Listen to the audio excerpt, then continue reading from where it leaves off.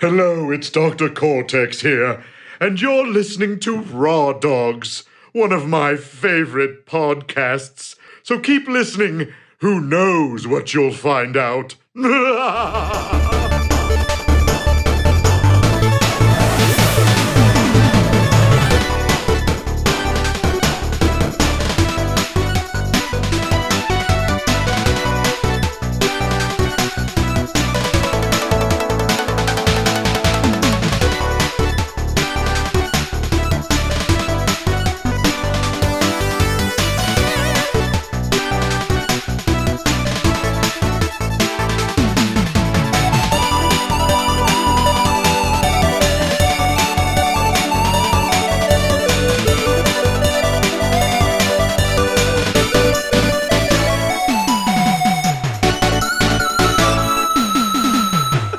Tom, I know you're used to like Dogcast shenanigans, but this is like a classier podcast over here at the Raw Dogs. Very seriously. I've listened to this show, and I beg to differ. I mean, we convinced people to play the original Nier. That's truth. And truth. yes, I saw that. That was amazing. Welcome to the Raw Dogs, everybody. Welcome back to your 7th favorite podcast on the Hair of the Dogcast Network. Absolutely. Yeah. The other 5, we haven't. Yeah, it's doing okay. It's going up the charts. Yep. And Dylan, let's start off with what you had just mentioned. We had a fan reach out and said he actually picked up the original Nier. He had to track it down. Yeah, for the Xbox 360. I don't know why he wouldn't just wait until the remake. But, I can appreciate. I get it. Yeah, I would have just started with Automata, but Ryan, we know you're listening. Thanks for being a part of the show here. Just keep with it. The beginning is weird. Once you get Grimoire Vice, everything becomes better. I'm hard-headed like that too, where I want to start at the beginning of a series if there's like a through line, but the Nier games, maybe not so much. I'm Brad. I'm one of your hosts here that you sometimes like to listen to. Who's sitting across from me there, that beautiful man? Hey man, it's me, Dylan. I got to come up with a new nickname. I don't think Big Tex is working anymore. I just don't exhibit that energy. Anymore? Yeah. Okay. Well, that's Tom's opinion. You get out on the town, people are like, hey, Big Tex, what's shaking, Big Tex? What if I got cowboy boots? Nah. I would not be surprised. I wouldn't be surprised if you were You wearing do take care of chickens. Yes. You said you might be late today because you were taking care of chickens. I'm looking after them for my neighbors. That's very nice of you. So What is he doing with these chickens? in Milwaukee, you have to apply for a permit to own chickens. Mm-hmm. You can only get up to 4 of them, I believe. And it takes about a year of processing for it to go through. Who's sitting over here? Hi there, guys. I'm Nick. I'm very, very new. This is my second Raw Dogs? Second Raw Dogs, third cast Yes, with the dogs. yes, all exactly. together, though. Oh, yeah. How's it going, Nick? Oh, it's grand. Have you gotten away from work at all? Done any gaming this past week or so? No, no. It's been a long weekend, but that's fine. That's part of the gig. At least you're making more money to buy games that you won't have time to play. I will have time to play eventually. Okay. I'm an optimist. You just After I burned down my place of employment. Never. They make good beer, so. And then our favorite Raw Dog is back. He was outside banging on the door saying he wanted to hang out with us. In. Yes, I was walking by and I'm like, oh, I see a table full of microphones. This is my natural reaction. I must be in this room. Hey guys, are you podcasting tonight? Oh, I totally forgot, but I just came by to say hi. And He actually mind just if showed I- up in the window. That's right. Like, you mind if I sit down? This might be holding the boombox over my head. Just playing like the Hair of the Dogcast episode 23. Yeah, hi, my name's Tom. I'm part of Hair of the Dogcast, and sometimes I'm on Raw Dogs, and it's great to be here to talk about probably the system I've played the least in my life. And I have played it. I do own some. Well, we haven't talked about the topic yet. So Well, I think it'd be almost impossible for anyone who calls himself a gamer to not be at least a little aware of what Nintendo's up to. Today, we're going to do this is our very first console retrospective, where we're going to discuss a video game console at length, cover some of the details, the weird accessories, our favorite games, the weirdest games, and then we'll do a top 10 at the end. That will be very conclusive and decisive. And today, we are talking about the Game Boy Advance. God, but I just came by to say hi. And Let's start with you, Dylan. I know you have some strong feelings about the Advance. I love the Game Boy Advance. I think I got it for Christmas the year it came out, and I was flippin' obsessed. I just loved handhelds. People don't understand my love of handhelds.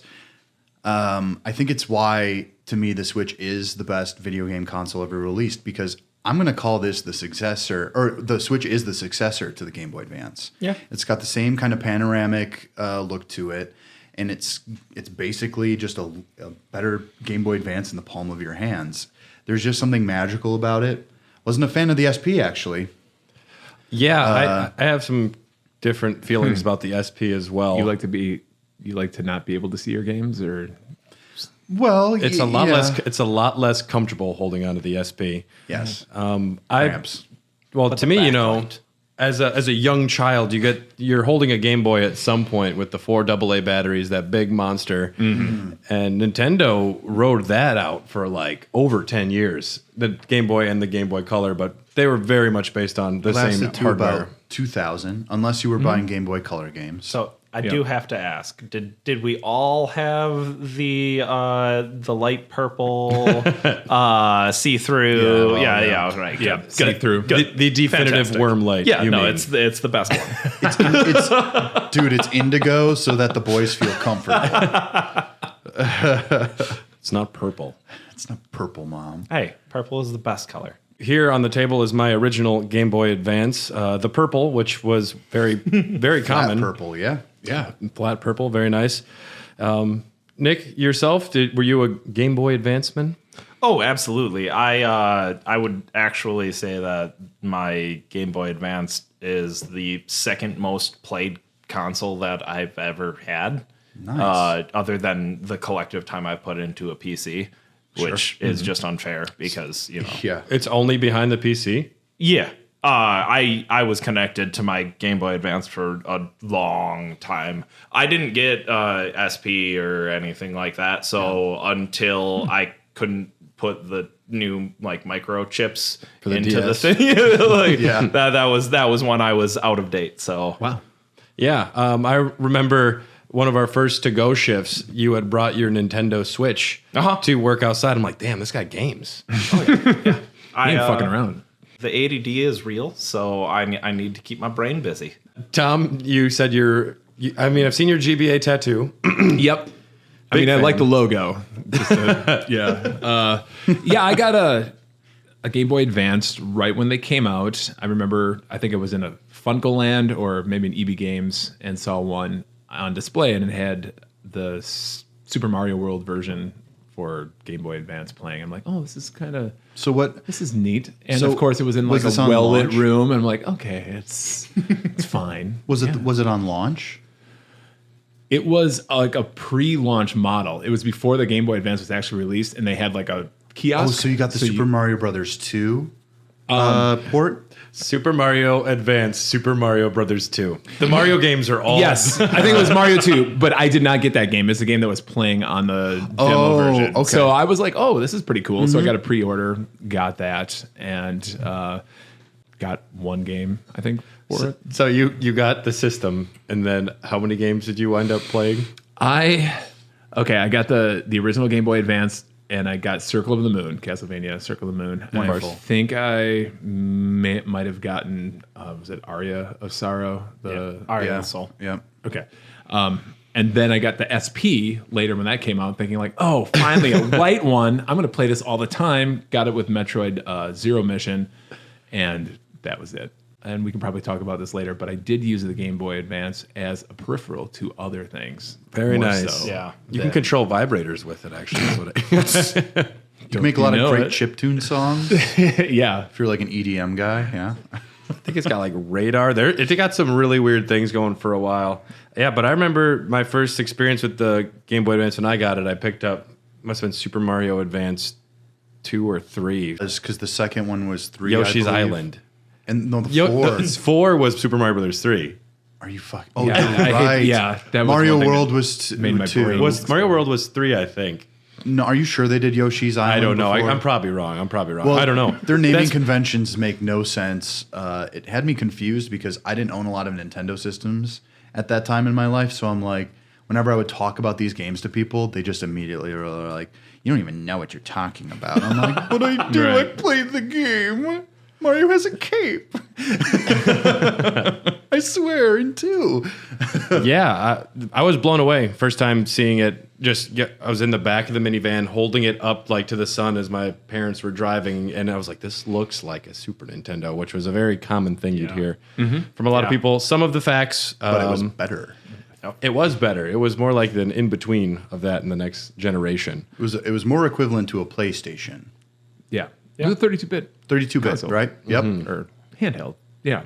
Yeah. And for the record, Super Mario World was actually Super Mario Advance 2. Okay. Okay, so and then 3 was Yoshi's Island, and then 4 was Mario 3. Brothers 3. Good God. It all makes sense. Totally. Yeah. Give me another beer. And well, they had to like name them Super Mario Advance something else. Like, yeah, they're not new games. Don't name them Super Mario 64, Mario Brothers 3. Right. Yeah. Yeah. Uh-huh. Yeah. It's a lot of silly stuff. I mean, this dominated. Well, competitors at the time, I mean, Game Boy was always just kind of like destroying everybody. Oh, yeah. They were able to ride the original one and then the color. Then there was the Game Boy Micro as well. Is that what they called it? The Game Boy Mini? They really just branded it as the Game Boy Micro. Yeah, which that was... I got the box right here, baby. Not the Advanced Micro. There was like another Game Boy Pocket. Pocket. Sorry. Yeah. Okay. Yeah, and they're good at doing a lot of iterations, but the In Advanced... Japan, they had the Game Boy Light, and that was a Game Boy with a backlight. Yes. Only released in Japan. Which is odd. You'd think that would have came Offended over. that I didn't get that. It was one of those iterative ones, and apparently the battery life on that was just plain awful. I've seen a lot of Like reviews Game of Gear people awful? who bought it. I don't think No, definitely not Game Gear awful. Okay. The 16 batteries you need. Yes, for 7 minutes of playtime. Yeah. Almost got to the second level of Sonic before it died. Right. Yep. Blast processing my. But you got all of Green Hill Zone. All of Green Hill Zone. Right. You're done. Yeah, there it is. Other consoles it was competing against backlit screens. Like there's definitely a higher level of polish, but the Game Boy Advance it came out in Japan March 21st, 2001, in North America June 11th, 2001. The actual like console was designed by a French designer, and I much prefer going with the buttons on the side of the screen. To me, the original Game Boy Advance, instead of the SP or the Micro, is the most comfortable. Yeah. It is. The Absolutely. shoulder buttons are perfect. Yeah. And they really did, because even at the time there was still that stigma that children were the ones just playing video games. It is the perfect size for a child's hands. It's just it's a natural fit. I remember playing it when it first came out, and I was just like, I was going through puberty, and I'm like, oh boy, this is pretty great. And then 4 years later, I'd be like, oh boy, this is really great. Oh boy, this is pretty good, but my hands are getting cramped. Back off on it. I need to shave my back now. Well, yeah, and then they even had like commercials where it was like a church with like a dragon taking over, because it's like, what are you going to do when you're at church besides play Game Boy Advance? Honestly. I like that marketing if they were doing that to an adult, like a 40-year-old man just going in and loudly playing his Golden Sun in church. Because those things are not quiet, too. Like, Well, here's the thing that I enjoy about the Game Boy Advance first model and Micro over the SP is that it has a headphone jack, a normal headphone jack that people can actually use. I'm going to tell you, the removal of that in the SP, I was like, well, I can't charge and play this if I want to play this in the living room with my parents. What or did whatever. SP use? SP had its own jack size, You but needed- it's the you same needed a jack that dongle. charged it. Yeah. Oh, okay. It's like the dongle for an iPhone. Gotcha. Yep, Yep. and it sucks. really But bad. I mean, one one of my favorite words, though. dongle. It's just hilarious. It's pretty good. We got to sell our own Raw Dogs themed dongles at some point. Raw dongles. Sold. Very naughty. One of the reasons that they opted not to have the backlit screen for the Game Boy Advance was the introductory price they were aiming for of $100, which, I mean, you're trying to be competitive. You want everyone to get their hands on it. I understand kind of where they were going. Well, my mom told me she wasn't ever going to buy me a video game system after the N64. She bought me a Game Boy Advance because she looked at the price, and she immediately was just like, well, that's fine. 200 would have been too much. 150 would have been like but 100, she was like, well, I can manage that. That's not a big deal. And it would have been like my one gift anyway for Christmas, but it wouldn't have been annoying for her. Right. And the original Game Boy was like $100 when it came out, and that was But that was 89. 11 it's years a prior. little bit different. That was So that's even more that was expensive. 12 years before. Yeah. Yeah. So yeah, I mean the inflation. I mean that was a pretty good price for. The 90s inflated a lot of prices. Yeah. I would probably say that, well, if in comparison, the original Game Boy would have probably been in the 200 range or 150 range to 200. That was some cutting edge stuff back when it came out too. The original Game Boy. Oh yeah, Fucking rules. that was yeah. out of my family's price range for sure. Yeah. yeah. Yeah. Introductory price was $100. You needed 2 AA batteries they gave you a 15-hour life for the system, depending on how loud Very you good. had your music playing. 240 by 160 pixel resolution, 2.9-inch display screen. The cartridges, 2 to 32 megabytes, and games released between $30 and $40, and backwards compatibility with Game Boy and Game Boy Color, which That was the What a selling point seller. for me. Yeah. What a fucking seller. and Yeah. for a lot of parents. Yeah. Yes. It's like, oh, you have the new thing, but you can play all your old shit on it. It's like perfect. Yeah. Yeah. I don't have to buy you a game with this thing. Sure. So Well, and the used market was it was still pretty big at the time too. So, like, if you wanted to get your kid like a new game, you know, wink, wink, new, you could literally just go to the store and it's like, oh, Donkey Kong for the Game Boy. It's just like my kid might like that. Hell, I might even play this, and Just, you just make give it sure to your that you kid. get the half-sized cartridge. Otherwise, your kid's gonna know that it's a Game Boy game, advanced game. Right. I mean, I was. Just cut off the top. I don't know, man. I was a pretty voracious game player, and whatever. Like, I would just hang out with friends, and we'd basically just sit around, kind of trying each and every game that each other owned. Yeah. I like Oh, we could trades spend were- like afternoons just doing that. Yeah. Especially the rich kids, like you'd be like, "Oh, do you want to try these?" He's like, "I own these already, but you can play my game." Like, yay! Yeah, I love the fact that it had that level of backwards compatibility. It's something Nintendo used to be very good at doing. Yeah. They used to be very consumer minded. It's tricky when you want to go from 64 cartridges to GameCubes to at least the GameCube games could be played in the Wii. Yeah, that was a godsend. Yeah, Yeah. it was. That was a big seller for the Wii as well. That's still one of the best ways to, if not the best way to play GameCube games. Yep. If you don't have $150 to spend on an Eon HD, Yep. which will also work with the Game Boy player, which I sadly do not own, which would be amazing Really? to have that GBA player for your GameCube. But I think those are getting pretty rare now too. yeah, That's They're a gonna really get great pricey real upscaler. quick. Yeah. Seeing those at conventions, yeah, they are getting up there. I owned one at one point and I sold it before college. I hate you. You've doomed yourself. But I sold my GameCube too, so it's not like I was going to keep some peripheral for something I couldn't Right. use. If I could go back and not sell every game that I ever sold, I sold a huge retro collection to buy Steel Battalion for the Xbox. Oh boy. Yep. I know mistakes were made. I wasn't gonna say anything. I did enjoy the box. Yes. Huge. That was probably the best part. Join us next week on Raw Dogs where we go through gaming regrets. Yeah. Some of the launch titles that stick out to me, at least, Castlevania: Circle of the Moon was one of the big ones. Earthworm Jim, Rayman Advance, Super Dodgeball Advance, Tony Hawk's Pro Skater 2. A lot of people say a lot of nice things on Super Mario Advance, which seems odd to me to come out swinging with Mario Brothers 2 for your. The best Mario. It's a fantastic one. I like it, but Only you and Matt. Really? A very good Mario. It's a very good Mario. It's Yeah. a very fine Mario game that shouldn't be a Mario game. I don't know what you're talking about. Yes. Well, you got tricked. You got tricked, my friend. I definitely didn't get this day one because Mario Advance 2 was one of the first ones, but I definitely got Circle of the Moon, which I imagine all of us played. Yeah. I Little actually dark. didn't. A little dark. You didn't? Nope. Not my first Castlevania game actually was Aria of Sorrow. Oh, really? That was your first one ever? Yep. Oh, That's one of the cool. better ones. It's Yeah. Well, it's Iga and Yamane are back. Yeah. Which- As somebody that came in on that one, it's my favorite.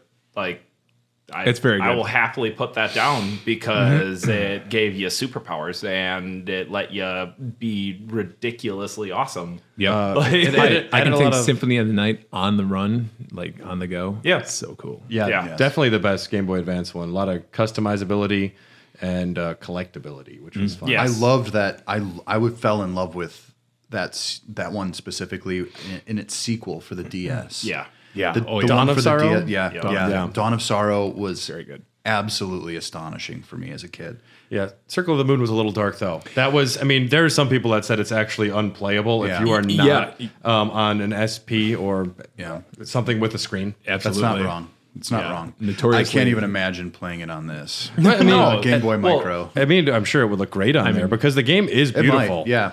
But you just can't see a goddamn Yeah. thing on the regular Advance. Yep. I regularly look back at a lot of the games that we're probably about to talk about and think like, oh my god, I just played Octopath Traveler. Yep. Yeah.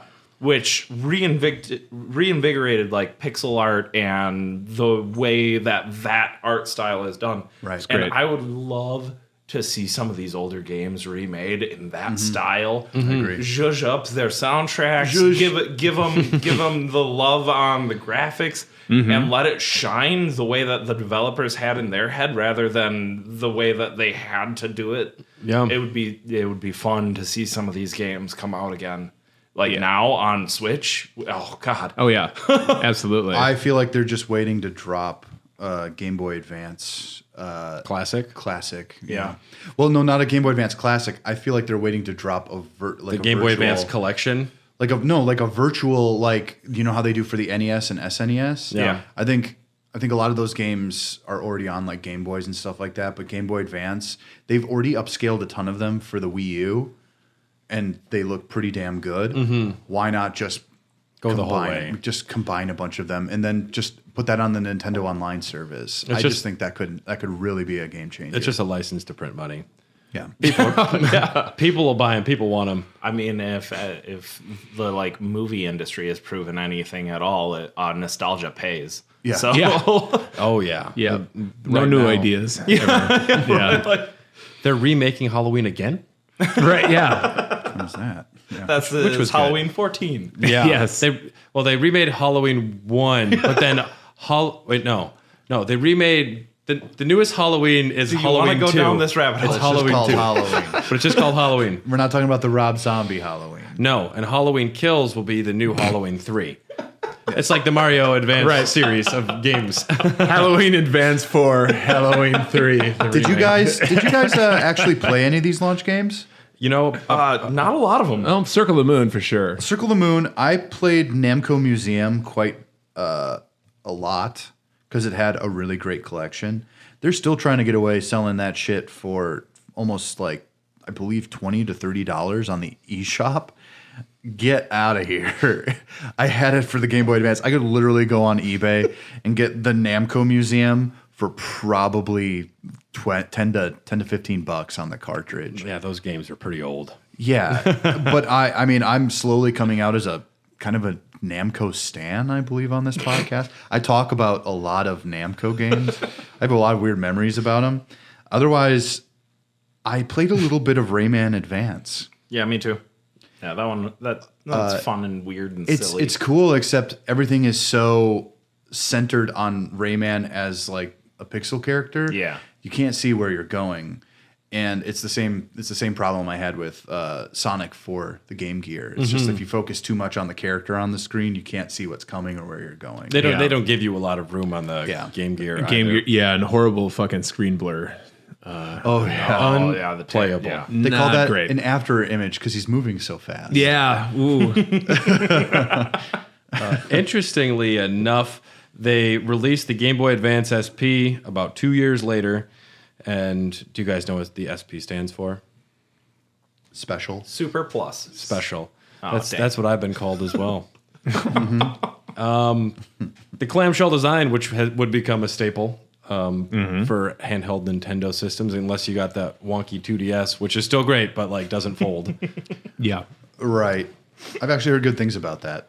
If you mean- got like a little kid. Ah. I mean, outside of the Game Boy Micro, I think the SP might be the best form factor as far as portability goes. Yeah. Of a system that It's the Nintendo's most come out. economic. It with the power paired with it, and also the damage protection on its own. Yeah. Well, the lithium-ion rechargeable battery was helps too, yeah. That's very nice compared to changer. buying batteries. That Game was changer. a selling point. Well, for that's why they had to parents. choose. That's ultimately why they chose to design it with the flip screen. Is because if they made the screen kind of separate from the actual architecture of it, they could fit that. Because at the time, those ion batteries were huge. Like, I don't know if you've, like, especially in like 2003, those rechargeable batteries were massive. They were almost as big as the batteries themselves. So they needed to conserve as much space as possible.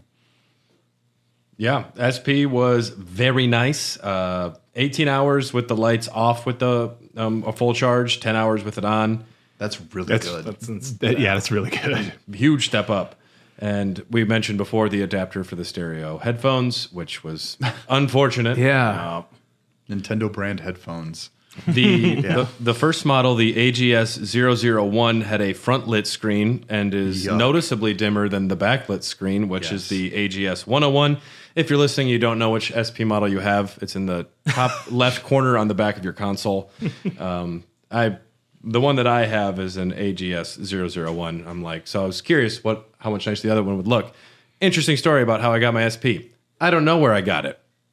Somebody at some point in college said, dude, I don't play this thing. Do you want it? Because I think they must have won it through a promotion. Because I have a case signed by the members of Story of the Year.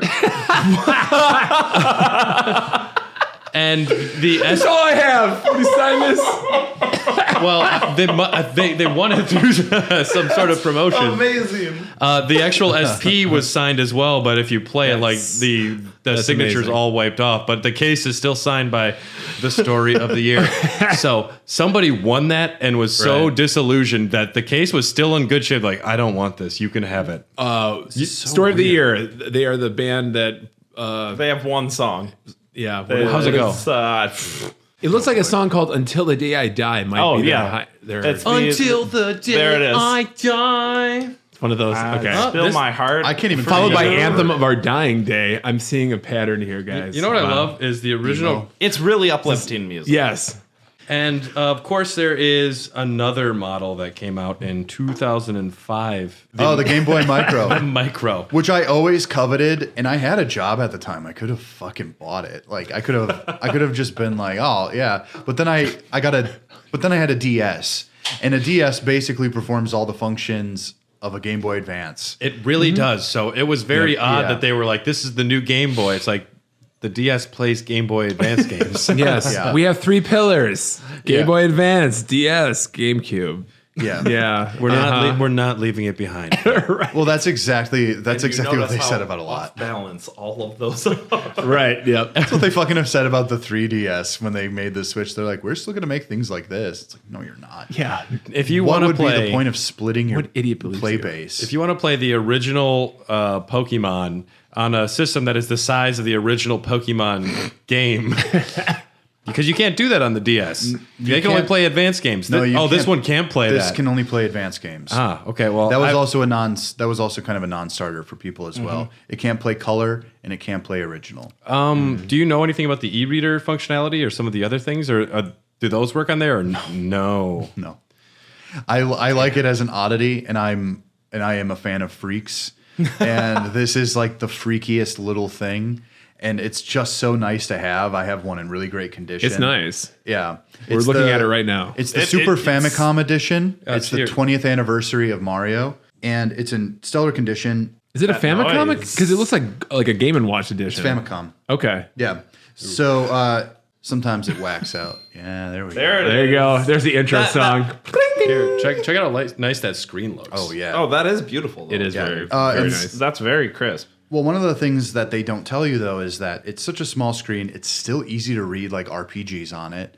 I never had a problem. Another thing is that when you have something that's pixelated, when you shrink down those pixels, it ends up just looking like actual lines and not pixels anymore. So everything gains kind of this illustrative quality. It looks like a graphic novel. right. It looks great. I mean, with the screen being a little smaller, yeah, like you were saying, everything is sharper. Yeah. And that is a sexy little machine. It is. And it's my main way of playing Game Boy Advance games specifically, just because, first of all, I've got to use it. Second of all, it's just so pretty. And when you hear about, when you say micro, you don't understand quite how micro it is until you get it in the palm of your hands. Yeah. It takes a big dongle to use a micro, is what they say. Yeah. I mean, I always stayed away from the micro. I mean, I always thought it was kind of novel, but I always stayed away because, having bigger hands and not really realizing that now, all these years later, holding your dongle, It's actually not too bad. like for real, like holding the micro for the first time, I'm like, wow, this is not only does it look great, I could probably game on this for. Absolutely. A good amount of time. I would prefer the micro to the SP. I'd use my SP. I was playing, what was I playing? Pokemon trading card game for the Game Boy Color. Oh, boy. I'll take my SP on a good trips. game. I'll take my SP on trips and play like the trading card game. Sure. And I feel like very hipster and cool when I pull it out to start playing Pokemon, but that is not a comfortable little clamshell to hold on to for long periods. I don't like the LNR triggers. It's thin and it's very close together. And you're like supporting the screen, and you're like, it's just off balance. Mm-hmm. Yep, exactly. And as much as I abhor those attachments to give you the extra holding, feels like a controller, I honestly think that would probably improve the SP if there's an official extra controller. Okay, what they did for it. the Switch. Yeah, which I think would be pretty cool. Yeah, those are actually pretty great. I've used a few. They're not bad. Do you have any swappable faceplates for your micro, or just the one? No, I got this from Japan, and it was pretty expensive. And I made the guy who was selling it to me on eBay take extra pictures of the product just to make sure everything was in exact working order. Yeah. And he was very kind, and he did it. And then he sent it out because a lot of the stuff I saw, a lot of these faceplates and sides are extremely dented. And I'm not going to buy something for $150 if it's not pretty. No, absolutely not. And the fact that you have the box and everything looks so nice. Yeah, I didn't expect the box. He didn't show that to me, which is really cool. That's insane that you asked for extra pictures, and he's like, I'm not going to show him the box. His grasp of English was limited, but my grasp of Japanese was way worse. So, good for him, not for me. Hey, you guys made it work. Oh, it's great. You guys both got what you wanted out of the relationship. Exactly. I even I sent him a little bit more. He was he wanted to surprise you. Yeah. This was back when Nintendo was still using cardboard packaging for their games. Before eventually the DS, they started using some plastic. It's still surprising to me that some people would get a case for their games and just take it out of the cardboard and throw the cardboard away. That breaks my heart. I did that. Yeah. Oh, I did it. Yeah. I mean, for something like the Game Boy though, my mom always bought me giant packs, travel cases for them and stuff like that. And then you get the nice little plastic covers for them. And then they usually slot it into a space right next to the Game Boy itself. Sure. It was just ergonomic. It didn't take up a lot of space. I didn't have to go digging around searching for something. I always knew where it was. I can't ever picture doing that for Switch, but I do technically have that available to me in my Switch game case. Sure. I mean, you hear stories about people who would camp out behind GameStops because when people would trade in their Game Boy Advance games, they would just throw out the boxes, even if they had the boxes. So remember when people would go GameStop dumpster dive? Yeah. I never did that. You did that. Yeah, I got some really cool games memorabilia that I sold to kids at school. Sure. I wish I could have done that. Got a Master Chief stand up for young $3. Entrepreneur. Yeah. Yeah. Well, some person Just I knew camping out. some of the guys were really into Halo, and I sold it to him for $50. Yeah. It was nice. Some of the guys? Who were the Most other of the guys? guys. Yeah. Right. You just approach people who are drinking Mountain Dew and carrying Doritos. I noticed you're drinking Doritos. Right. You're drinking Doritos. You're drinking Doritos. Hey, fellas. He's hardcore. Hey, fellas, do I love you this standee. game? Come to my place. I'll show you a few things. No, you could find some good stuff. I did it a couple times when I was really hard up on cash, and I went one time to the one over on, I think on Brown Deer, and in their dumpster they had 15 PSPs, and some of them were still in working condition. Just hanging out, man. I sold them in bulk because there were people who would buy them to trade out parts. Yeah. Parts, yeah. I made about 250, somewhere around there. Nice. Fuck. I probably could have made more, but I just was definitely desperate. could Right? Let's just say I wanted millionaire. to pay rent, and I needed to pay it quick. I understand. People do thrift store find videos on YouTube. You could do like that. I went to GameStop's dumpster again. Guess what I found? Well, that was Right, that was actually a big thing. But then a couple times after doing it was when they really started to like clamp down on it, and they started locking Their their dumpsters. Oh, and then I remember seeing videos of them just like breaking discs before they'd throw them in there. It's like, come on, man. It's absolutely wild. It's like when All they right. throw away food that you could give away to a homeless person. Right. Right, Immediately, yeah. I'm just like, come on, man. What gamer would do that? How dare you? the gamer with the manager with a gun to their head. Yeah. Right. Gun to their paycheck. Hey, can you anyways. That Five manager's not stars. walking out to the dumpster with you. Would you like That's a all I'm subscription to saying. Game Informer? If they found out that you were actually taking some of this stuff and not like breaking it, that's an immediate termination. Yeah, I was Don't also have to not break it. Yeah, Also, no great loss, but whatever. I'll just say some People toilet gotta pay paper has bills. gone missing from a few places I used to work at. So. Desperate times for desperate I've done that college before, kids. Yeah, Well, it's funny. At that time, all I wanted to do was work at a place like a GameStop. So it's like, well, I remember those Yeah, days. when you think it's the most glamorous thing to be around Mario all day, and then you get realize to it's talk with people about games, like when it's the same cheesy ad read yeah. on the TV every moment of every day. Oh, yeah. I don't think I could fucking do that. No. let's Hey guys, Welcome to GameStop TV. it's like, do you like? Hi. Hey Jeremy. It's like, hey Jeremy, and then he's like, hi Melissa, and it's just like, I heard that there's another Crash Bandicoot game coming out recently. He said, I heard that too. That's exactly how those scripts are, and it's like, let's get the inside scoop. let's bring it back to our baby boy, the GBA. Okay, Let's you don't talk. want to make fun of GameStop for the rest game of baby. this? Let's talk about the e-reader. Oh, E-reader, yeah, One of the most unique accessories for the system. unique piece of crap. Kinda. Kinda. Had some functionality that was pretty cool for some games. Now, I never personally owned one. I've seen a few at friends' houses back in the day. Did you have one? Either of you two? Yeah, I talked recently about it on I have the one. Dogcast. And tell me about your experience with the It was mostly for getting items in Animal Crossing. Yeah, because you could buy like a $5 pack of cards and get a couch for Animal Crossing or something, right? That was the reason I got which it. is like Yeah. 15 hours of Animal Crossing. Sometimes, I mean, the item selection was extremely limited in that first one. I don't know why I felt like I needed it, but I was pretty obsessed with the game. I literally played it every day for 2 years, and that's not a lot of. I can't say that about a lot of games I play now. Would you leave messages for yourself so you could go to your mailbox the next day and be like, hi? No, Okay.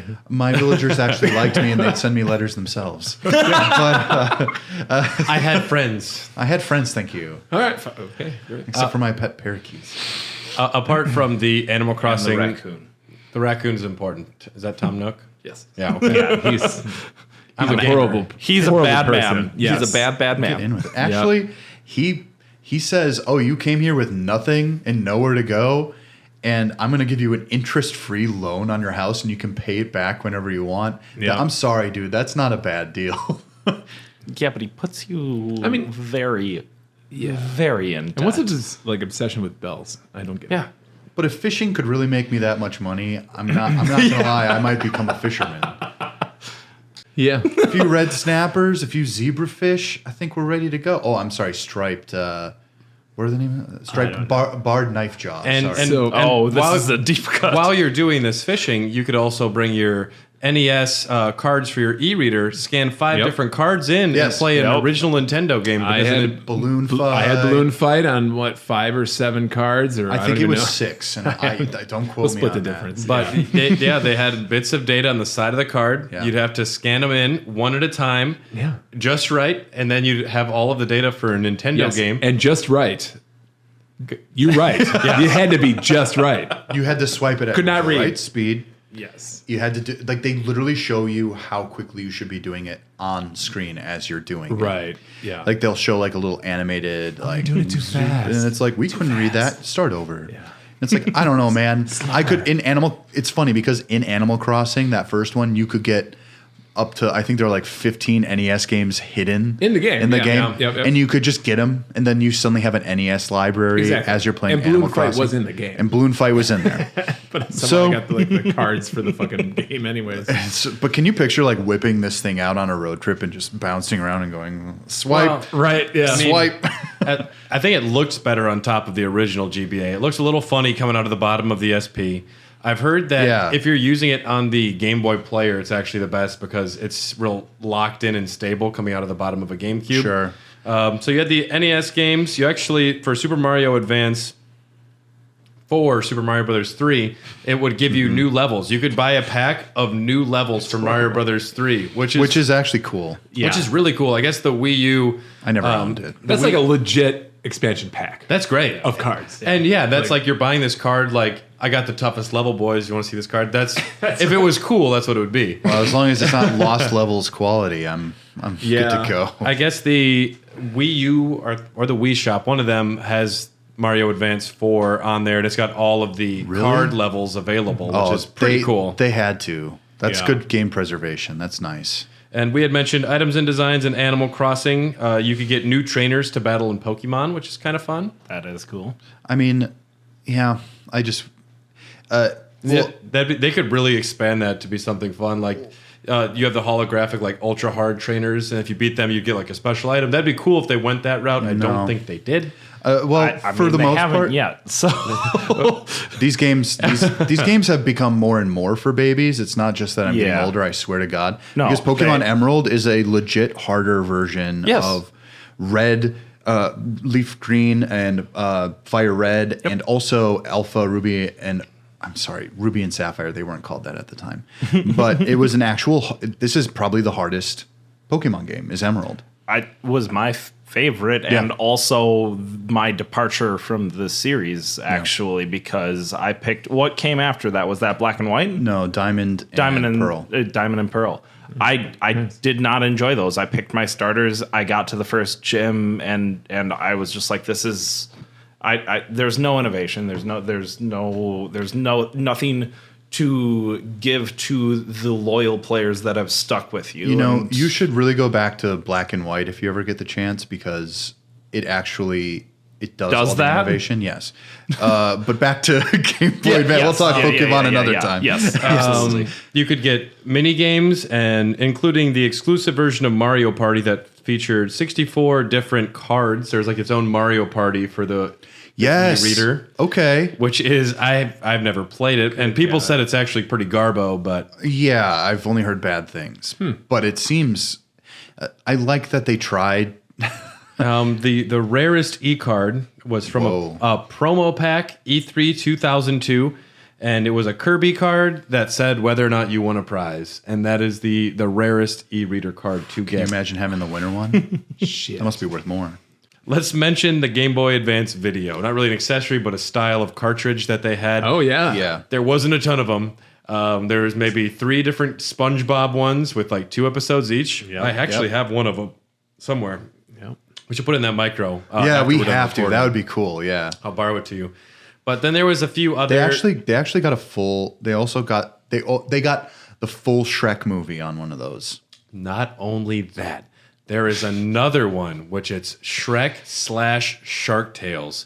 And it's 2 movies on one, but they had to really just like compress the shit out of it. And I've seen footage. Yeah. It's so bad. Yeah. Like worse than Sega CD. Dude, yeah. It's like Night Trap, but worse. 4 pixels per screen. Dude, they were able to cram 2 feature films onto a 32 megabyte It's actually cartridge. like the Shrek I saw was pretty impressive. in its own right. And it's not going to be great. And I guess it doesn't work on the Game Boy player because even then they're like, we don't want anyone to try and like get this up on your television. So they put a lock in there? That's weird. The fact that they thought about that. The inside of a GB video cartridge looks a lot different since most of them have 0 menu. You put it in, you hit play. No. Right. There's no go to your scene. When you sit down to watch Shrek, you're going to watch Shrek. All the way through, baby. You can You're gonna hold hear down All that Star. forward button. That's about it. Every If time. if your mom says you got to go into the gas station with her, you got to turn off your Game Boy. Tom, are you looking up about the advanced video here? Yes, I did want to confirm that there are aftermarket porn cartridges that you can buy for I'm Game Boy. literally gonna buy one of those. I'm gonna buy one. Yes. Just to have it. You heard this on Raw Dogs first, folks. My dream is to get the Pam Anderson. Just sex be careful what you Google. All right, be careful what you put in the. I will buy one of those. Yes. If you're a Patreon member, you know about all of the hentai discussion in Mortal Kombat Part 2. yeah. Where we do a lot of searching for most of the characters. Yes, they have a Pokemon Emerald Nudist ROM hack Part 1. Ooh. Nice. It's just them with like pixel titties. Great. Like children with pixel titties. All I want to see is that. Perfect. Hey man, for a 13-year-old boy, that is the best it gets. We keep it highbrow here on the Raw Dogs. Yeah. We're going to grab a couple more beers. And if we have to go to the bathroom, bring your Game Boy. You can get a few rounds of WarioWare in. So I at some point I do want to talk a bit about the architecture because I've actually repaired a few, like especially this Wario Land 4. It was not working properly at all. I've actually gone in and I've replaced the memory. And we're back with that note. Oh, we're going to yeah. keep that in. What did you want to mention about the memory? Well, what's really cool about the early model games is when you open it up, it's literally just the chip of the game itself. But as you go on, when games needed higher memory, they separated that into what's called a flash memory, which is just another chip added into it. So it could support like multiple saves. It could stay on for longer, and it would because sometimes it makes the data less corruptible. And then Is it like the MMC chips for like the NES, just like an add-on thing, or like yeah, pretty much. kind of thing? It's so they just push the main chip aside, and then they add the ROM gets put aside, and then they add just another chip in, and then they vary in size based on the manufacturer, and then you can go one step further in things like Omega or like in Ruby and Sapphire, they have a day and night cycle. Yeah. And then on top of the main ROM, they have its own battery to measure the day and night cycle. It's really cool, and it's really interesting when you actually open up these guys and you see what's going on there, because you can tell the late date ones, they have much cleaner design and they're way more ergonomic. If you lift up, so like Mario Advance 4, that cart is going to feel a lot lighter than early ones because they just knew how to manufacture it better. For the day and night cycles, was that something that was introduced in Silver and Gold, or was that Sapphire and Ruby? Oh yeah, it was introduced in Silver. it was and Gold. done by steps in Silver and Gold? No, Was no, it no. done It was by real time. It was. Yep, absolutely. shit. It had its own battery too, so it literally needs its own battery to measure time. And that's what happens when most people want to play these games again. They Yeah. get it and they realize that the time is not going to move. My Silver is gone. It's just dead. It's like We can get plug- that running again. It's gone Phoenix now. it- Oh, it's just missing. Oh no! Like it stopped working, and then all of it went away because I didn't have anything that I wanted to play on Right. my console anymore. Let's mention some of the other unique games that had functionality, that things built in and physically to the cartridge that worked differently. One of my favorites is Boktai. I knew you The were sun gonna is go in your there. hands. Produced by, of course, Namco. and Hideo Kojima. Kojima. Yes. Yeah. It featured a real-time clock, which is one of the cool things, but solar sensor, Solar sensor. which is great because I think one of the reasons that he decided to do that was in response to the terribly backlit screens. Yep. So you had to be outside in the sun to play it. Yep. And yeah, it was a game about fighting vampires. Yeah. And And- you used energy from the actual sun to battle. How Yeah. cool is that? It's such a good and unique idea. It's a very Kojima idea. Well, here's the thing. when Encouraging the people to go outside. when the And, PS, like, not Carry your, play the carry games. your baby in the front, you know? Yeah. like when the PS4 came out, they used that touchpad screen wonderfully, and then they would actually use the actual audio coming from the controller itself in unique ways as well. And I'm kind of a sucker for stuff like this. I'm like, yeah, if you're giving me something like weird or unique to do, it really just elevates this game to another level. And interestingly enough, with the DS sequel to Boktai, they were not able to have that in the DS cartridge, but you can hook up your GBA Boktai and you can use the solar from the Game Boy Advance cartridge for your DS. But it was optional. okay. But it was what? It was optional. It was optional, but you could. Yeah. Drill Dozer featured a built-in rumble pack, Yes. which, a lot of people have gone crazy for Drill Dozer. I've never actually got to play it It's myself. wonderful. WarioWare Twisted and Yoshi's Topsy Turvy had a tilt sensor, which was very well used in WarioWare. worked.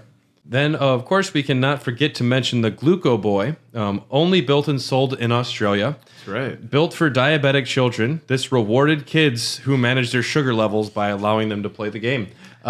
Functional, That's pretty cool. That's Just pretty. like how well cutest did thing it, ever. How well did Like- it work? That's- Mum, I'm going. No, I mean it worked. You'd have to like. I'm gonna die. Was that Scottish? Was that Italian? Mum, I swear, I gotta. My blood sugar's a little low, ma'am. Good eye, Mom. Good I'm eye, gonna Mom. need a brownie.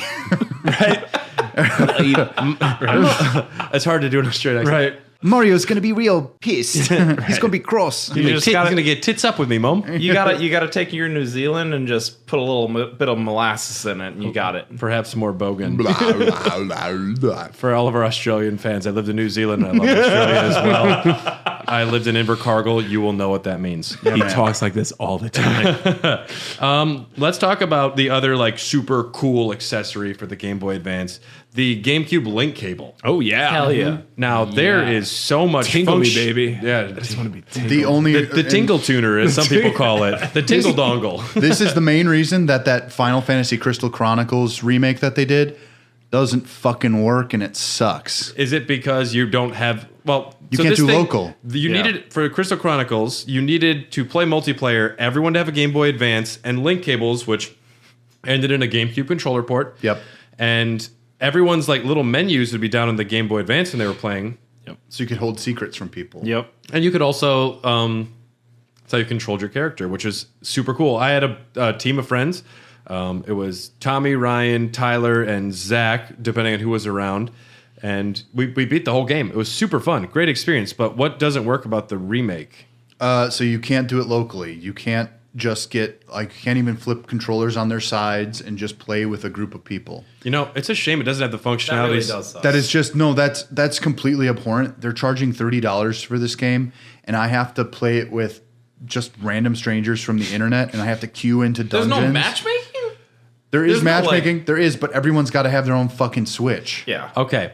They need to patch in because they have the GameCube controller like multi-connector that goes with the Switch. Like you can use GameCube controllers for the Switch. Why not like patch in being able to use the original Game Boy Advance to control the Chronicles Well, do you want remastered? to? Yeah. Do you That'd want be sick. Well, do you want to know why they actually chose not to? Is because one of the main functionalities of having your own screen is that there are bonus objectives you try to achieve when you are going through a dungeon. So if you notice that your friend Timmy is going for more money from the drops, you maybe can figure out that if his bonus was to get the most money, and if he got most of that at the end, you get like these totems, and you get to choose, and whoever has the most bonus points gets to choose their totem first. And so that can be like a stat boost. It can be an extra heart. It's a fun little competitive aspect to the But co-op. I don't see what's taken away from it if you were to put because it wouldn't be secret anymore, I guess. But I think that might actually be more fun.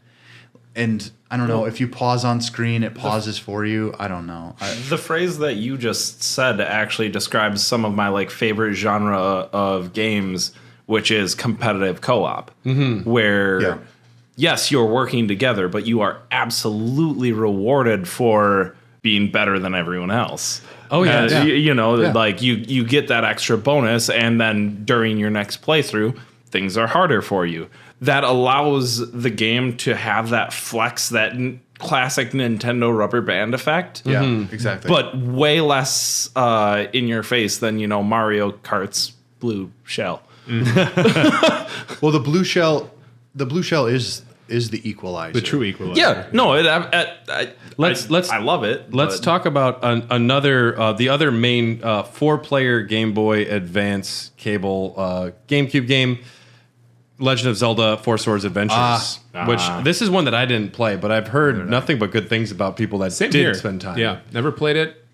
Always envied people who had friends. Yeah. Yeah, I was really hoping with that you, Tom. all three of you had Game Boy Advance, GameCube cables. I used to. Because if you did, I was like, we should get a Crystal Chronicles round going over here. But I did actually, prior to this, I hooked up my Game Boy Advance to the GameCube, and Metroid Fusion, Prime. Crystal Chronicles was chugging. Dude, it did not look good. Really? It was just dropping in frame rate a lot. Yeah. Oh shit. Yeah, It always did, though. But the game, That's what people don't remember. the cable worked great, and then there was, apart from those two, which were unique 4-player experiences designed around the cable. Metroid Prime and Metroid Fusion is a really stellar example of. Well, you could get the original Metroid out of that, the original Metroid. You could unlock the Fusion suit in Prime, and then there was which looks really good. They looks really great. rendered the shit out of that. yeah, and tons of games had unlockables that would go between the two. If you had the Crash Twin Sanity or whatever, the stupid fucking Crash game, if you had both the Game Boy Advance and the GameCube one, you could unlock new characters or items on both The sides. only Crash is not worth playing. Yeah. We'll see. Like all of them. Yeah, and There's one coming up soon. So dude, I was surprised to learn Which that looks okay. the Mario. I'm tentatively excited. I don't care. I think it looks okay. I'm excited for it too. But the Mario Kart Double Dash bonus disc, you hook that up to your Game Boy Advance with Fire Emblem in there. You could get new items for your Fire Emblem Game Boy Advance game. You knew this. I didn't. Yeah, know that. because I did it. Yeah. Because So your Lin had a special Mario sword. That'd be great if you could have a blue shell armor or something. Do, Yeah. do It's like a fuck you know armor. how dope that was though? Just getting free shit in Fire Emblem because Fire Emblem is a mean game, especially back then. Did anyone use the Tingle Tuner in Wind Waker? Yes. Oh yeah. Dylan used the Tingle Tuner. Yes. Baby. I tuned that. I tuned Tingle. But did you Tingled did, it so It worked. good. It worked well. Did your friend use your Tingle, or did you tingle your tuner while using the GameCube controller? Of course, I used it by myself. I always tingle alone. You never tingle in front of other people. Never. You have a shy tingler. No. Well, the older I get, the more I look like Tingle. So it just feels like I'm in some sort of weird time loop. Yeah, Take that so crazy I have a vague recollection. What was a Tingle Tuner? pajamas. It was like the map. It would find certain things on the map, right? Yeah. It's a second player co-op Wind Waker option. Okay, and they could tell you oh, there's hidden treasure in here. Yeah. You just did a Kinda tingle Yeah. accent. Okay. Yeah. That's good. thing. Yeah. Yeah, it's Better and than you could fucking get some Beetle. real if you were really low on rupees because there were certain items in the game that cost a lot of rupees, and you could regularly find purple and silver rupees by using the Tingle Tuner. Okay. So it did give you quite a bit of a boost and benefit. from what I understand. Did Tingle ever make you uncomfortable? Yes. As a character? Yes. So I started playing this when I found out. Okay, I'm not alone. All right. I've never asked grown men this question before. Jumping on that right away. Yes. So I found out about this. I started playing Wind Waker when I found out that my dad had tried to transition into a woman, and so. And then it was just oh, I guess. All right. And you're tingling your tuner. Yeah, exactly. And I was Tuning your like, tingle. But I like Tingle as a character. He's really funny. He has some really great lines. I've You find him in definitely prison. laughed out loud. They lock him in prison because he's too annoying for the village. That's his literal crime. Yeah. And he You're not is. wrong. Yeah. And he is. Then you release him. He has his own fucking island with a tower in the shape of his head. Well, if we have time after this next thing, we might talk about some other stuff. But let's do the Raw Dogs top 10 Game Boy Advance games of all time. Oh my God. We don't have to talk at length at all of them, but we're gonna just go. So how we made this starting for list? 10, right? Dylan, Nick, and myself. This is before we knew Tom was coming. We made plus he doesn't have a lot of relevant information. I got apparently. my list down. He's got the top. He's got the top two: Yes. Castlevania and Castlevania. No, it's Metroid Zero Mission, then Castlevania. I Okay. agree with you halfway. So we made top fives, and then we combined them together and kind of just made an amalgamation. Our top threes all made it, and then number 10 is one that was on both Dylan and Nick's list. Nick, would you like to tell us what number 10 is? It's Pokemon Emerald. I see it as the best Pokemon game that I ever played. Obviously, I mentioned earlier that I stopped with this generation. I got partway into the next one, and I just didn't vibe with it. But this was the one that I realized the pattern of how Pokemon games went, so I didn't play either Ruby or Sapphire. Yeah. And then I waited and got Emerald and was able to play the full experience of what a Pokemon game is supposed to be like. Yeah, I mean, I was surprised that between the two of you, there was only one Pokemon game mentioned, I guess, because... I famously, I really love Red and Blue. I love that first generation to death. It's elegant. But there are some extreme balancing issues, and it's not such a great game on its own. I really don't think so. I think it's I'm just like, yeah, you know what? But everything about it kind of showed its age. It's the center stone of a beautiful thing. It really is. And I can't knock it. I really enjoy my time with the remakes of Red and Blue, but I didn't think it was nearly worthy of a spot of a top 10. And how many Pokemon are in Emerald? 350, I think. Something around there. 350 something. Yeah. That sounds right. They didn't release as many that generation. And Same with Silver. I think they were just focusing on art design and stuff like that. But genuinely, I liked the starters. I liked their evolution process. Who's your favorite? I like Lambtron. Trico? Sorry. Yeah. Trico is a really good one, especially if you want to speedrun the game. My character... I don't do that. No. I like that you weren't about speedrunning before, but now you're a little aware. of speedrunning. No, I'm quite aware. Mine was always Mudkip because Swampert had so many immunities. Yeah. I love listening to people talk about Pokemon. It's its own vernacular, to be sure. He's a water ground type. He's only 4 times against, and he's immune to electric. Yep. Very important. All right, we're gonna move on here to. We don't have a ton of time to talk about each one. Sure. That's okay. Yeah. Number 9, Golden Sun. This was my third favorite one. Wonderful. So Golden Sun is a fantastic, simple RPG.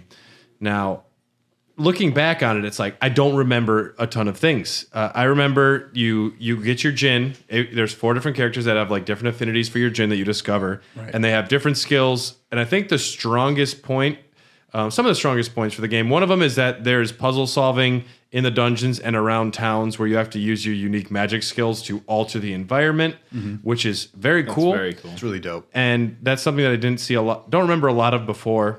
No, yeah. And the art design for the battle system for Golden Sun, it looks stellar because it's got that semi 3D where like parts of the battle would be behind him and then the camera would swing around to get the other perspective. Use that mode 7 in a really nice way. Golden Sun is the one game that I always regret not playing. It's wonderful. I'm going to say that I played a little bit of it when it came out because a friend had it. But then later on, I played it again, and it didn't stick with me quite hard. I think this is one of those nostalgia games where people, like if you played it at the time, you were just immediately blown away. And I still think it's a fantastic game. I think The Lost Age is a little bit better. Yeah, and well, it was interesting when I was reading today that Camelot was originally designing a Nintendo 64 game, and then they found out that the 64 was going to be turned into a GameCube very soon. And they're like, oh, shoot, let's make it for the Game Boy Advance instead. Their vision, What's a dolphin? Their vision was much too big, and they had to split their game up into 2 separate games. Yep. And you can really tell. Yeah, and honestly, I don't think the GBA Golden Sun, I don't think it's a product of its time where it came out at the right time as a brand new RPG when the system needed one. But yeah, why is Isaac not in Smash?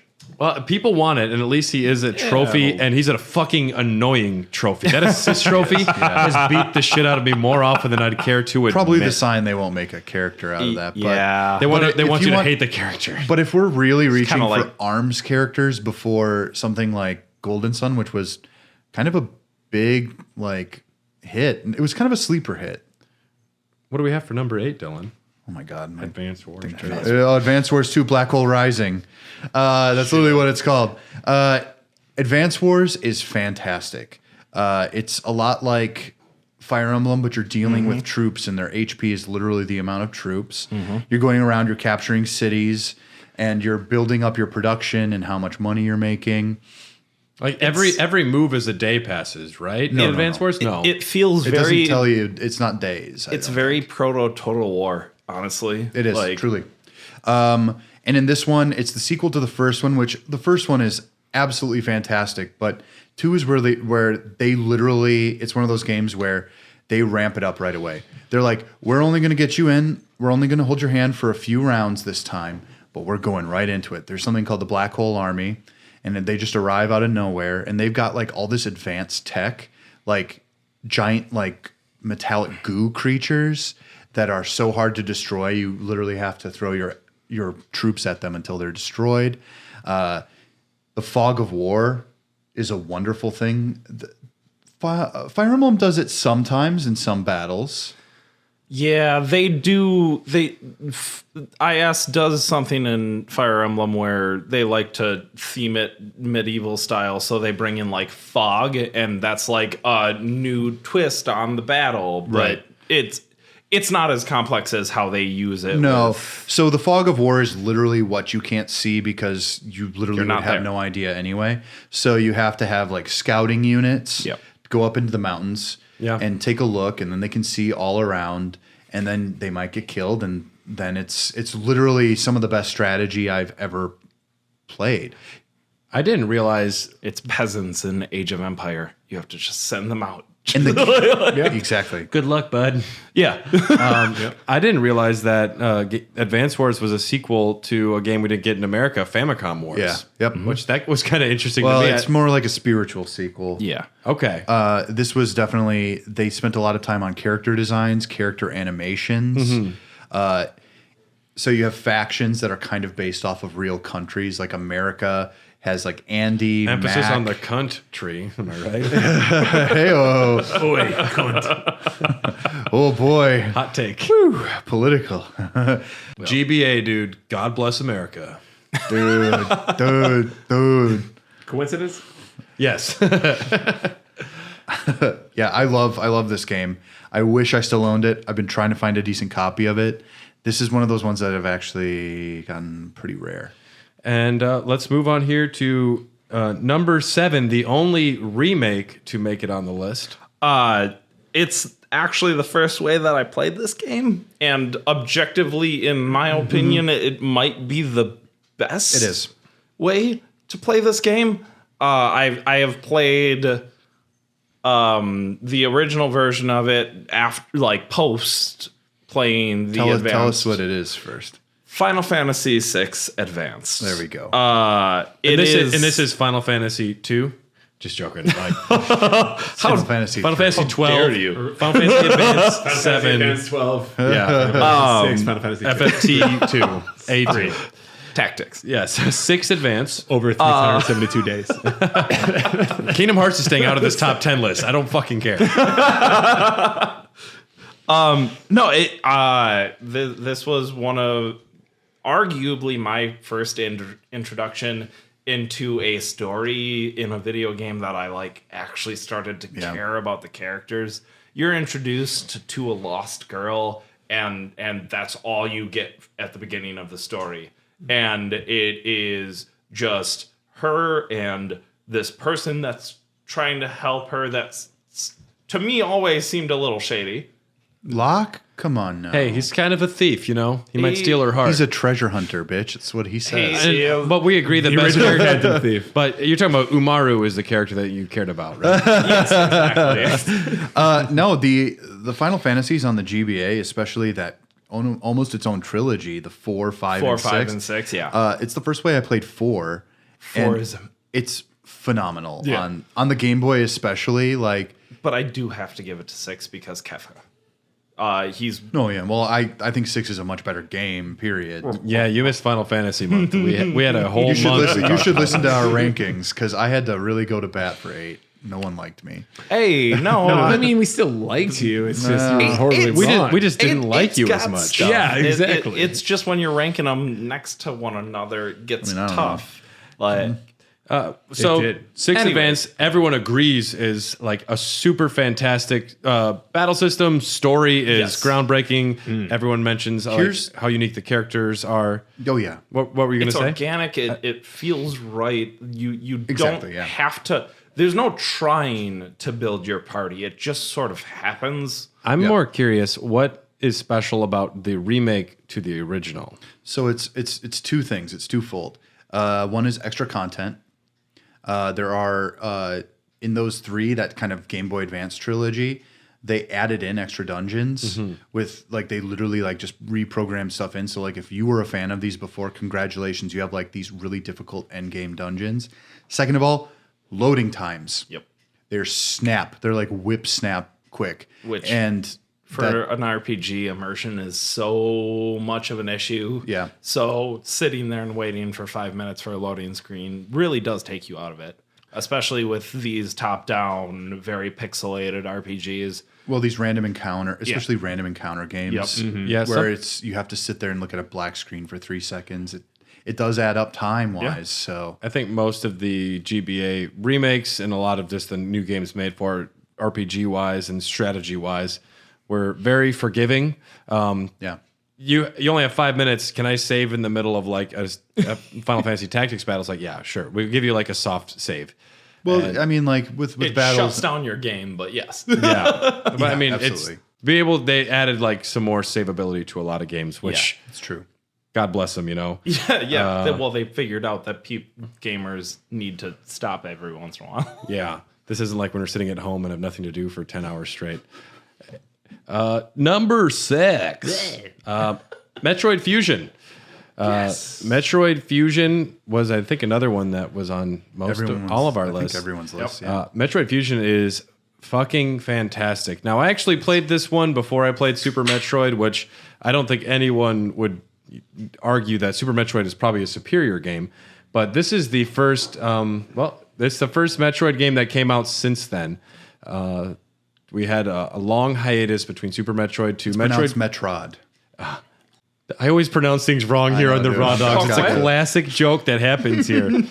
I said Venusaur, and Dylan slapped me live on the air. Yeah. I mean, you deserved it. I'm glad someone agreed. You two will get along here. But this was our first time going back into Samus Aran's world with Metroid Fusion, and then it was paired with Metroid Prime with a lot of that functionality between I the had two. both of them at the same time. I know. I was Going in it. I was spinning that disc on one finger and playing the other. and you were one. tingling your tuner with the other. I was tingling my tuner, baby. I loved these games. Metroid Fusion kind of really leaned into the horror element. SR388. Is that the name of the?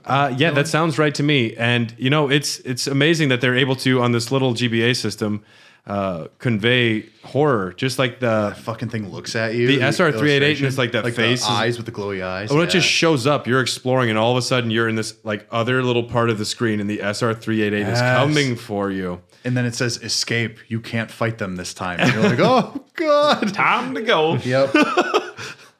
I remember just absolutely loving this game. It definitely makes you feel stranded. It makes you feel like you're missing all of your weapons. You're naked and alone to an extent, and afraid. And It does horror the way that horror novels do horror. It does. It's not a jump scare so much. It very much so is just telling you slowly, methodologically. Methodologically. Thank you. methodically, Methodically. Yeah, I actually said that bad. It's okay. And bringing you along with the character to see this until all of a sudden in a snap you're terrified, you're running, and it's all in like what, 32 pixels? yeah, and it's similar to how Resident Evil does it, where you have a limited amount of life, limited number of items and abilities, and you need to survive with what you have. Make it Yeah. to the next save point. Yep. Even, I mean, not that I just played Bloodborne, but it's like trying to get to that next lantern, you know, your next light. Look, all of the Souls-like games take so much from the Metroid equation Yeah. of Vania's the all of a Vania, sudden, all of a sudden you're built up into a superhero. You go from nothing, Yeah. Dude, into I want there to be a Soulsvania like 2D style game where like every battle is you have to think about it every time you're fighting, and life is so limited. Like a Symphony of the Night that is like Bloodstained ultra hard mode kind of. Sultan Sanctuary is the Sanctuary. only one I can really think of right now. Okay. You might like Sultan Sanctuary. I think the art style is Yeah. abominable, but it plays well. Let's move on to Hollow Knight number 5. Hollow Knight. And it's not Daddy 3. It's Mother 3, baby. You know, this game, I literally played it for the first time 5 months ago. It's such a good video game. It's in my top 5 of all time. It's wonderful. It's strangely enough not my favorite Game Boy Advance game. I don't know how my ranking in my head goes, but this game rules. Maybe it's because we never got it here, and when I played on ROMs, since it's based on like tempo in battles, it doesn't quite sync up well, and you die a lot more. If it actually worked the way it's supposed to, you would go into battles and you would be able to, with the rhythm of the battle music, hit. I didn't know. So I played this the other day for the first time for about 2.5, 3 hours. I didn't realize that the battle music was integral to the experience. I thought I told you. I think you had mentioned it to me, but it's never explained in the game. The game can be very difficult if you do not have that. All of a sudden, there's a fire. I'm teaming up with another guy in the town and a dog, and we're fighting a snake. And I was like, well, shit, better find my children. And I want you guys to know the characters. The first character you name is the little twin brother, and that was Brad. The older twin brother was Dylan. You had to name the mom. That was Josh. The dad was Tom. And then our lovable dog was Nick. It's perfect. Josh was a very good mom.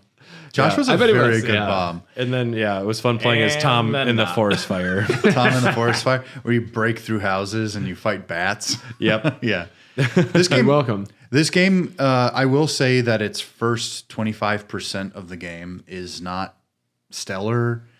I think it's kind of like basic, but when you really get into what each of these characters can do, because towards the end, you've got 4 core characters, and each one of them is utterly fantastic. My favorite character is Dusty. Dusty's awesome.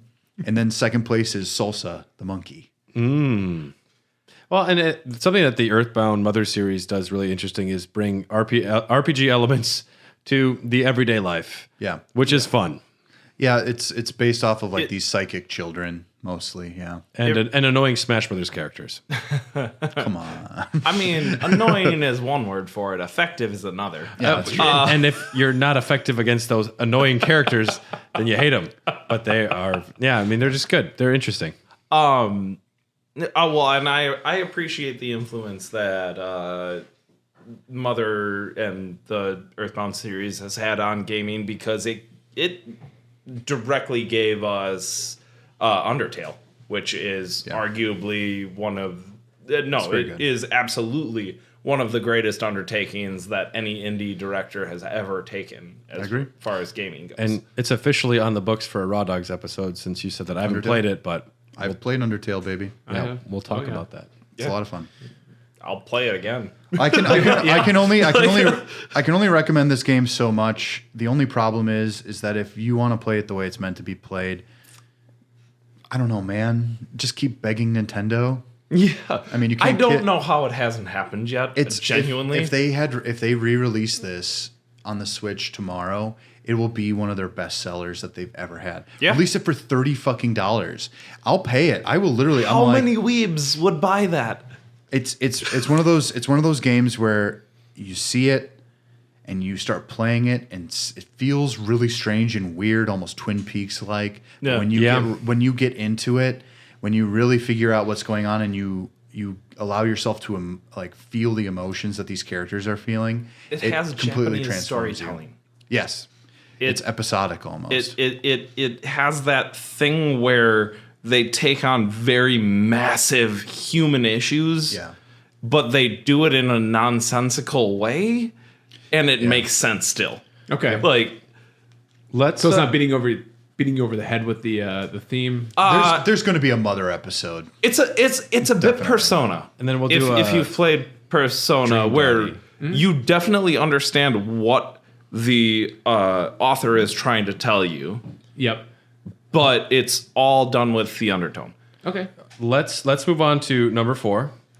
And that is a delightful game that you had mentioned before. We've Nick. already talked about it a little bit. It was my introduction to Castlevania, Aria of Sorrow. It was fun. It was my first experience with a. I had played Metroid before, but I didn't really know anything about Castlevania. Mm-hmm. So all of a sudden, I realized that this weird fantasy platformy, I don't know what game was also like a progression and learn how to move through the world and develop your character. It's the closest thing that I can call to an RPG without it actually being an RPG. Well, it is though. It is though. You power up. Yeah. So Like- you kill enemies and you gain their abilities. Not Well, unlike Bloodstained, Brad's favorite. Yeah. Yeah, I mean, You level up. Bloodstained is on par with Symphony of the Night. I wouldn't put one above the other necessarily. They're up there. What I love about Aria of Sorrow, because Igarashi also did Harmony of Dissonance, which is another fucking amazing GBA game. Wonderful, yeah. But Aria of Sorrow had Michiro Yamane come back, who did the Symphony of the Night score and the Bloodstained score. Yeah. And it makes a big difference. And with Harmony of Dissonance, you are using the whip.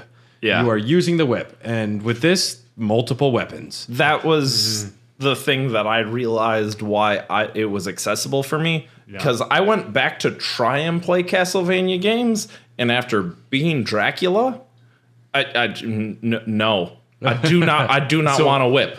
I want to summon demons. I want to shoot So guns. you're saying the Metroidvania, Castlevania games? Yeah, I'm not saying that they're not good games. It's just after experiencing that level I agree. power and awesomeness. It's A lot of people did get Play introduced to some Rondo of Blood. It's Castlevania pretty good.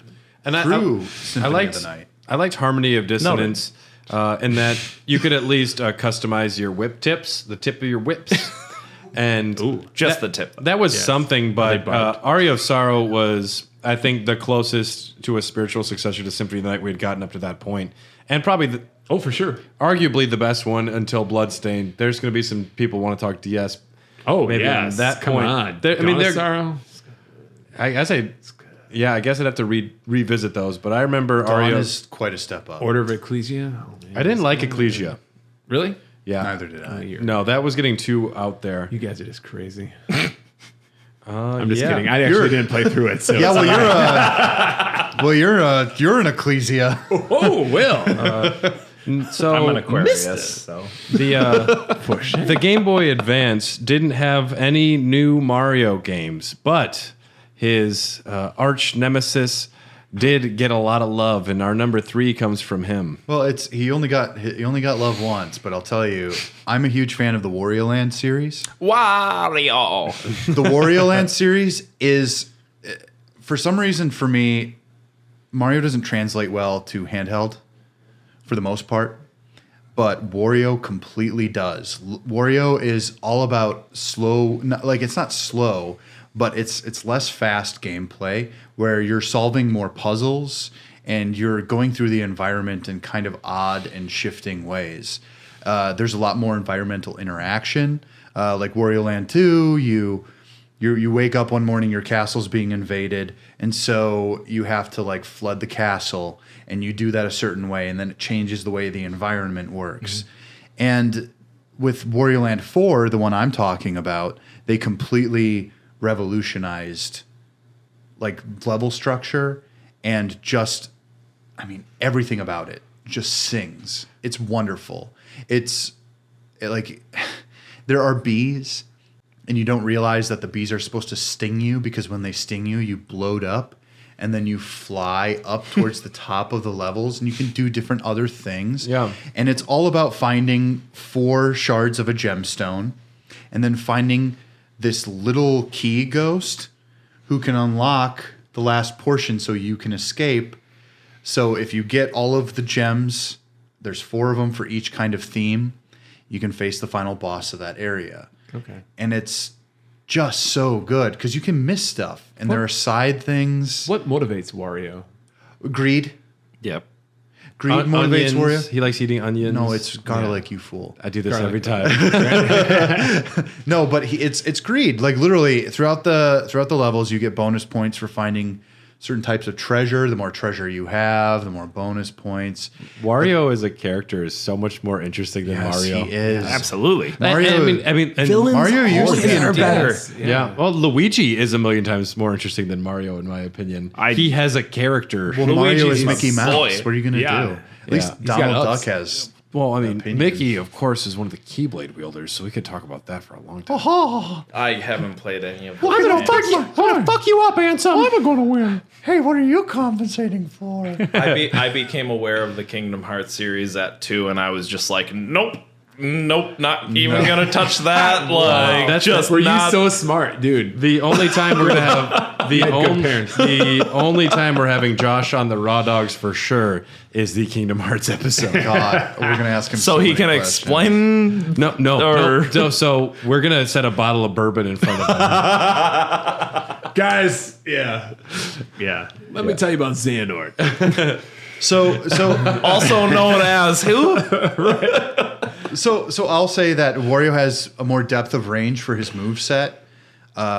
The economy of the controller in the Game Boy Advance and the original Game Boy is so much more important than what Mario can do in, like, say, Super Mario World, where each button has its own type of thing mapped to it. Yeah. All right, let's do number 2. This actually like defines my love of video games. Yes. I am a strategy gamer. That's my favorite genre. Really? Fire Emblem is So such a great series. I got it on a whim because I was curious about my favorite Smash Bros. Character, Marth. Which it doesn't tell you shit about. Yeah, no, nothing at all. Other than that he was like a prince. That's like it.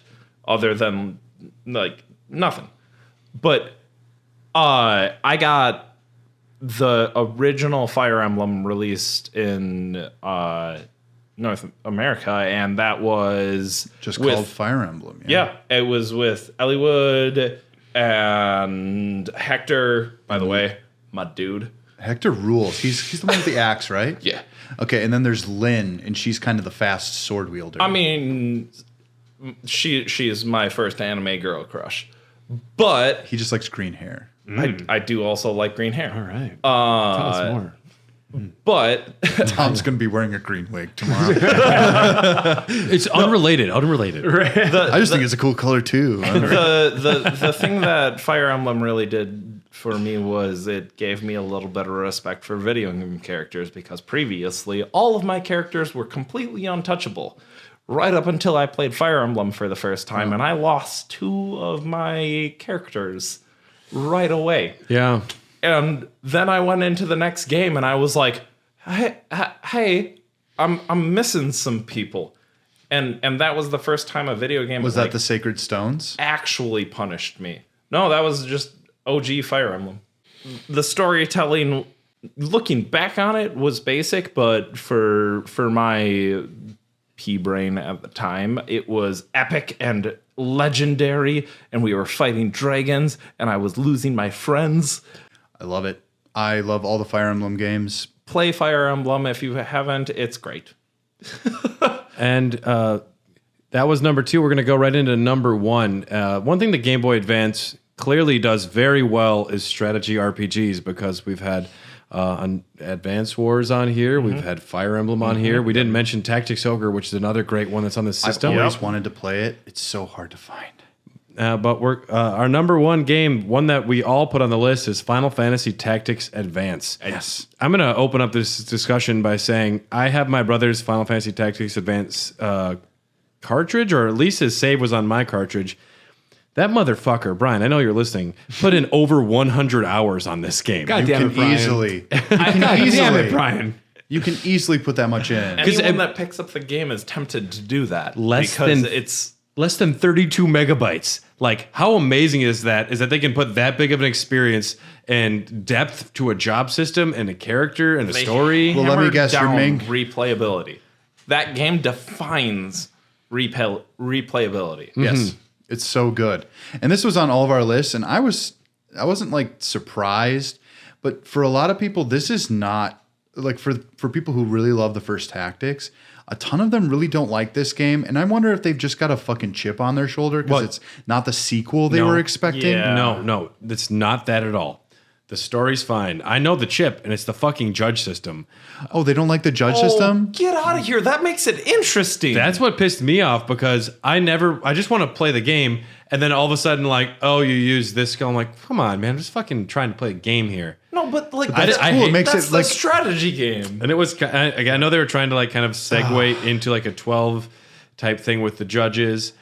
Whatever. I still love the game. I wish there were no judges in there. I honestly don't this was care long. for that. This was long before Final Fantasy 12 anyway. And this is what defined judges for me. So when I played 12, I was like, what the fuck is this shit? Some They're people- supposed to be on chocobos throwing cards at me. They're not judging anything. To They me, truly don't. and a lot of people complain about the story, and they say it's about a bunch of kids getting sucked into a book, into a fantasy world. I'm like, that's fucking great. Never-ending story till the end of the. There are some till the end of the game. twists in there. And well, so the main character Marsh, his little brother is handicapped. I pronounced it Marche. Marche.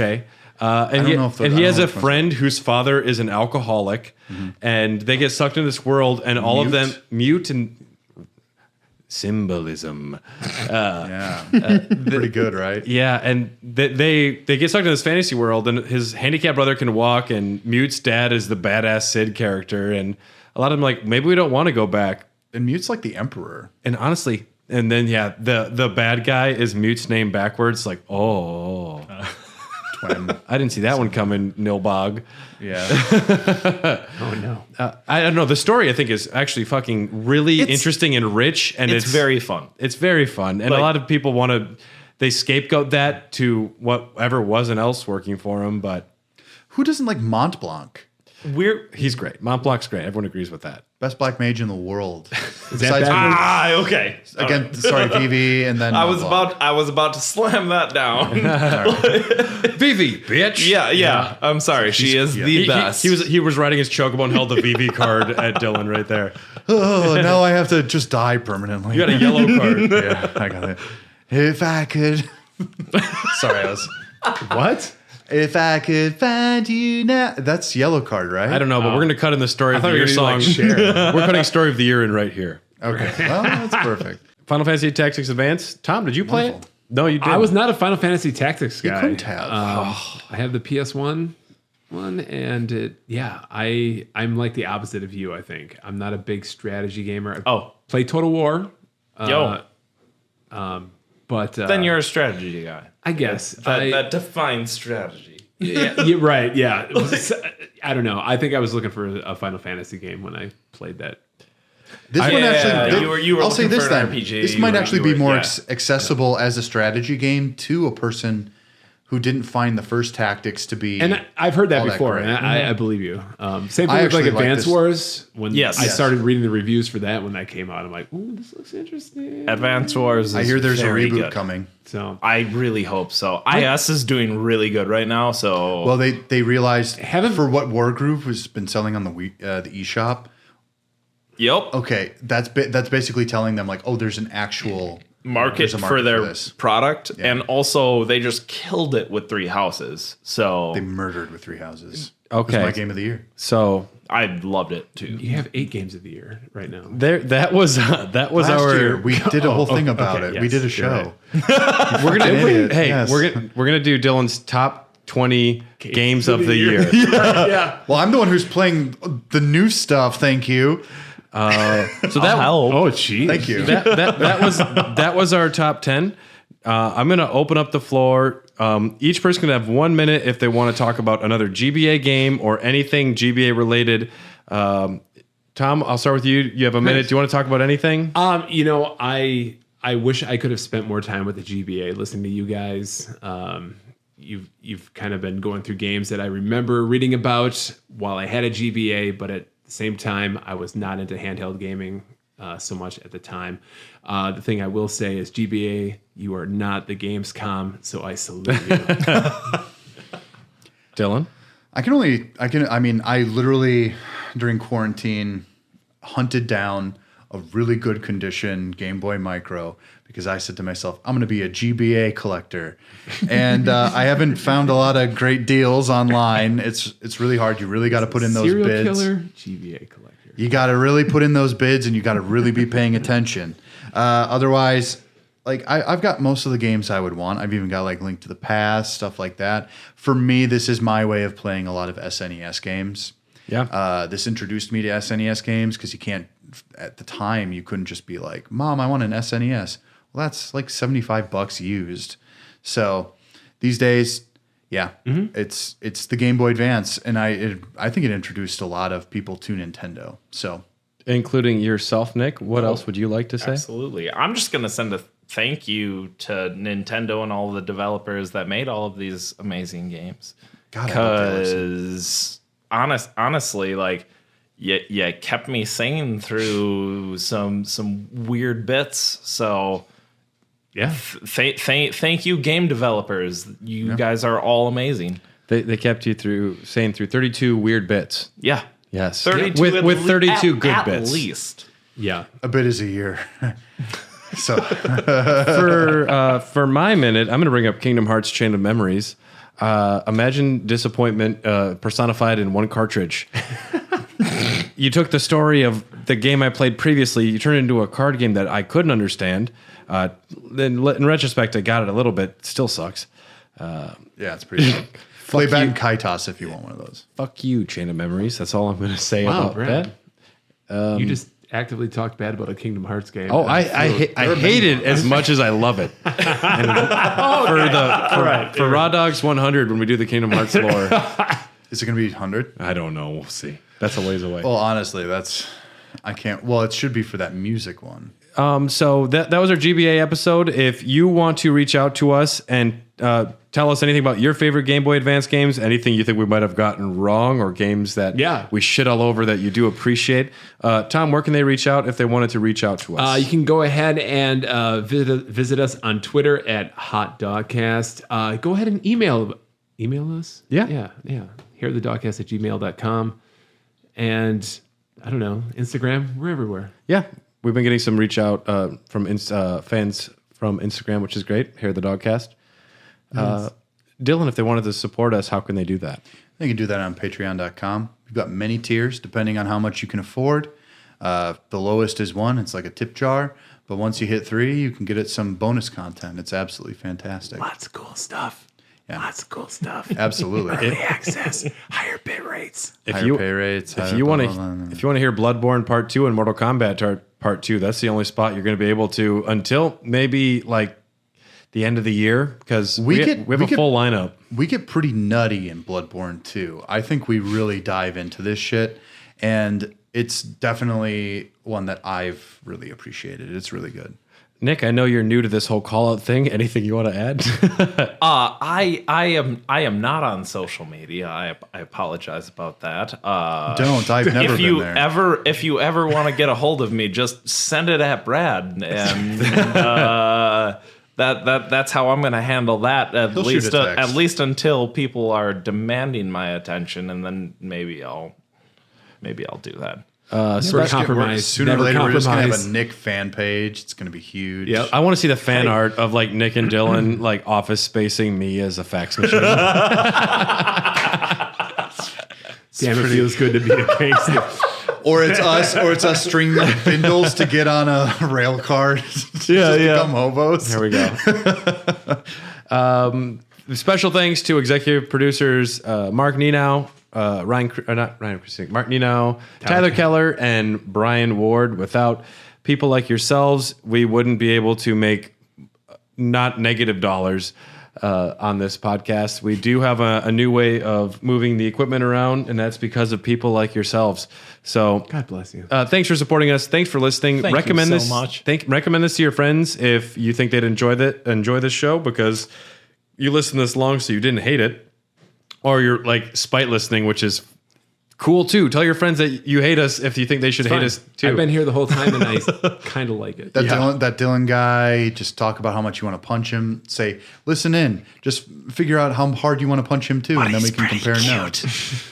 And that was the Game Boy Advance. You guys are great, and you guys are advanced listeners now that you've made it this far. So Holy shit. Congratulations.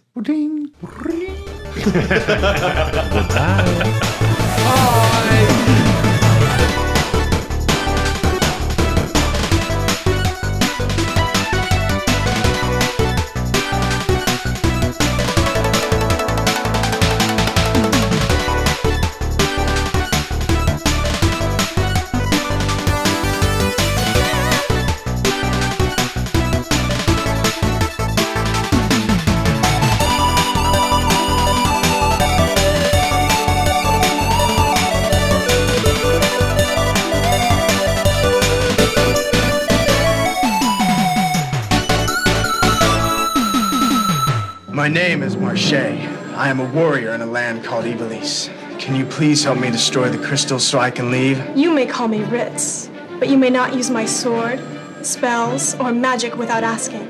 They are dangerous. If you call, I'll explain. Mute is my name. Feel free to call. Otherwise, I may become irritable. The people of Ivalice are standing by to talk about Final Fantasy Tactics Advance, only on Game Boy Advance. Rated E for everyone.